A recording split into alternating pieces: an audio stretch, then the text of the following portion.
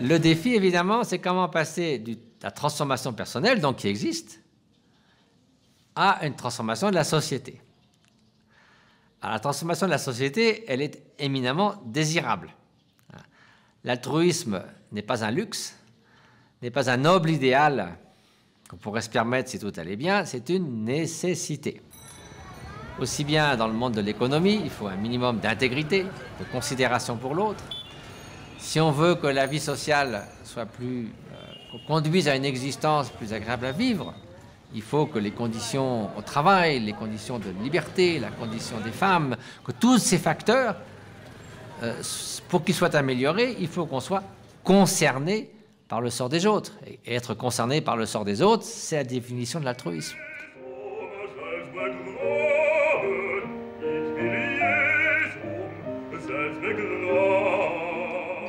Effectivement, j'ai été invité 3 fois au Forum économique mondial de Davos. Alors ça peut être un peu surprenant, à moins de bouddhistes. Généralement, les journalistes qui sont là, notamment les Français, demandent « Qu'est-ce que vous faites là ?» et je leur dis à chaque fois « Écoutez, je pourrais être dehors avec les manifestants anti-mondialistes avec des petits drapeaux et des ballons.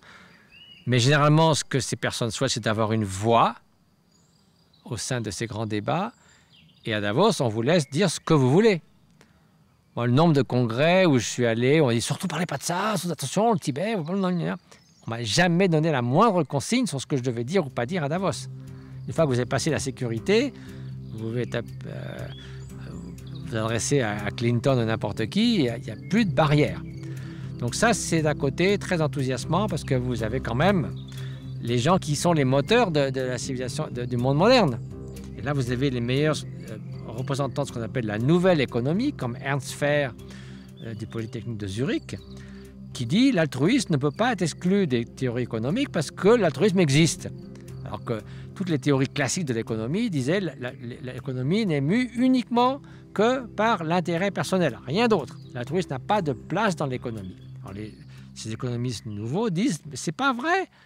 So we must at all times be aware of the needs of all, bridge the gap between the rich and the poor.